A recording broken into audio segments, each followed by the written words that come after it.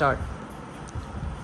اعوذ باللہ من الشیطان الرجیم بسم اللہ الرحمن الرحیم. بھائی 2-3 ویڈیو تو ہم بنا چکے ہیں. آپ کو پتہ ہے کہ ہم سود کے خلاف بنا چکے ہیں 2-3 ویڈیو, اور سود کے خلاف بھی, اور اس ملک کا جو مقصد ایک عوام کے اوپر قرضے کا جو بوجھ ہے اس کے خلاف بھی, کہ یار یہ عوام اب جو ہے نا اس قرضے کا جو سود ہے وہ نہیں بھر سکتی, کیونکہ دیکھو عوام کی بھی بس ہو گئی ہے, اور وہ بیچارے جو ہیں ہر 15 دن کے بعد پیٹرول پہ پیسے بڑھنے کی وجہ سے پریشان ہو جاتے ہیں کہ تمام چیزیں پیٹرول کی وجہ سے مہنگی ہو جاتی ہیں, اور وہ لوگ مقصد کو نہ صرف احتجاج بیچارے ریکارڈ کرا سکتے ہیں اور کچھ بھی نہیں کر سکتے. لیکن آج اسپیشل جو میں ویڈیو بنا رہا ہوں نا وہ صرف سیاستدانوں کے لیے بنا رہا ہوں, اور یہ میری ویڈیو کوئی سیاستدانوں پہ تنقید نہیں ہے, یہ میری ویڈیو ان کی اصلاح کے لیے ہے کہ اگر وہ جان کر کے غلط مقصد کر رہے ہیں تو بھائی وہ پھر عذاب میں آئیں گے.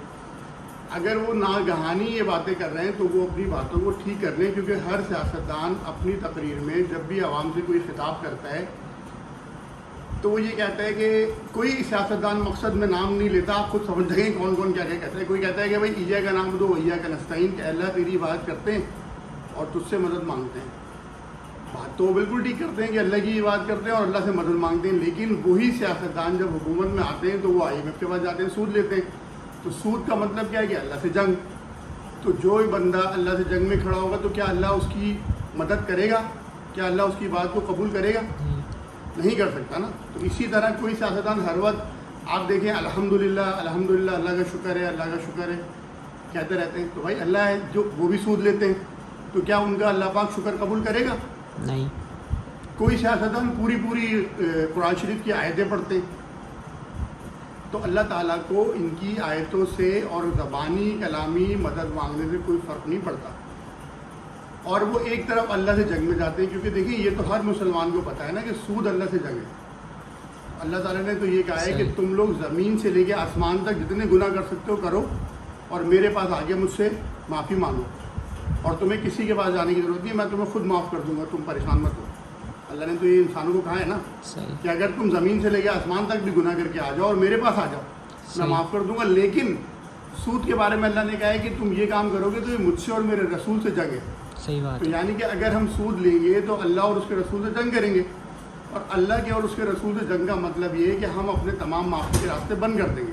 صحیح. تو جب ہمارے معافی کے راستے بند ہو جائیں گے تو پھر ہمارا کوئی فائدہ نہیں ہے اللہ اور اس کے رسول سے مدد مانگنے کا. اگر ہم اللہ اور اس کے رسول سے جنگ کر رہے ہیں تو پھر ہمیں مدد مانگنے کا کوئی فائدہ نہیں ہے, کیونکہ پھر اللہ ہماری مدد نہیں کرے گا, کیونکہ ہم تو اللہ سے میدان جنگ میں کھڑے ہوئے. تو اگر تو یہ غیر دانستہ کرتے ہیں تو پھر یہ چیزیں یہ لوگ ختم کریں, یہ چھوڑ دیں اور اپنی اصلاح کر لیں. اور اگر یہ دانستہ کرتے ہیں تو بھائی یہ تمام سیاستدان ایک ہو جائیں اور ایک ہو کے بولیں کہ ہم پاکستان کو ایک کر دیں, مقصد ٹھیک کریں گے, اچھا سارا سسٹم لے کے آ جائیں گے, پاکستان ترقی کرے گا, ہم سب مل جائیں گے, ہم سب ایک ہو جائیں گے. تو یہ ایک ہو کے بھی پاکستان کو ترقی کی راہ پہ نہیں لا سکتے جب تک یہ اللہ سے جنگ نہیں ختم کریں گے. صحیح بات ہے. اگر یہ تمام سیاستدان گلے میں ہاتھ ڈال کے بھی گھومے نا کہ ہم سب ایک ہیں اور ہم اس پاکستان کی لیے کام کریں گے اور یہ پاکستان ترقی کرے گا, یہ تب بھی ترقی نہیں کر سکتے. کچھ بھی کر لو آپ, ان تمام سیاستدانوں کو یہ بولنا پڑے گا کہ سب سے پہلے سودی نظام ختم کریں. اس ملک سے سودی نظام ختم ہوگا, اللہ سے جنگ ختم ہوگی, تو تمام ادارے بھی ترقی کریں گے, تمام عوام بھی ترقی کرے گی, لوگوں کے پیسوں میں برکت بھی آئے گی. سارا دن لوگ کما کے آتے ہیں, ان کے پیسوں میں برکت ہی نہیں ہے. بھائی میں اپنی بھی بات کر رہا ہوں کہ جتنے بھی پیسے لے کے آ جاؤ اس میں پیسوں میں برکت نہیں ہے. اور گناہ گار کون نہیں ہے, ہم سب گناہ گار ہیں, لیکن ہم اپنے معافی کے دروازے کیسے بند کرتے ہیں, کیسے بند کر لیں. مقصد میرا کہنے کا یہ ہے کہ اپنے معافی کے دروازے کھول کے رکھو, اللہ سے جنگ میں مت جاؤ. اللہ سے جنگ کرو گے تو تمہارے معافی کے دروازے بند ہو جائیں گے.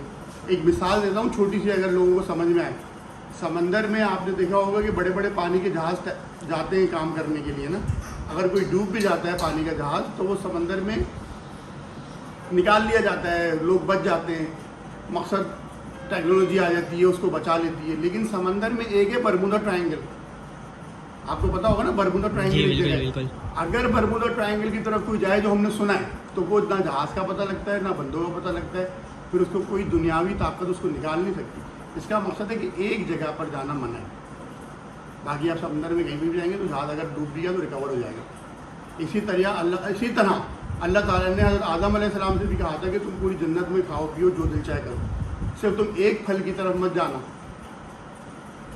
تو نافرمانوں میں ہو جاؤ گے. مقصد کہ ویسے اگر کچھ بھی غلطی کرتے تو اللہ تعالیٰ سے معافی مانگ سکتے ہو نا, جی بالکل. لیکن اللہ سے جنگ میں مت جاؤ بھائی. وہ ایک ایسی غلطی مت کرو جس کے اوپر تمہاری زندگی کا دار و مدار ہے. تم یعنی کہ حکمرانوں کے ساتھ پھر ہم نہیں کھڑے ہوں گے یار, پھر ہم اللہ کے ساتھ کھڑے ہوں گے, ہم حکمرانوں سے جنگ کریں گے. اگر حکمران دانستہ یہ کام کر رہے ہیں تو ختم کر دیں, میں اصلاح کے لیے کر رہا ہوں. اور اگر اس کے اوپر انہوں نے کوئی کام نہیں کیا تو پھر ہم یہ سمجھیں گے کہ دانستہ کام کر رہے ہیں, اور یہ دانستہ کر رہے ہیں تو ہم تمام حکمرانوں کے خلاف ہیں. السلام علیکم. وعلیکم السلام.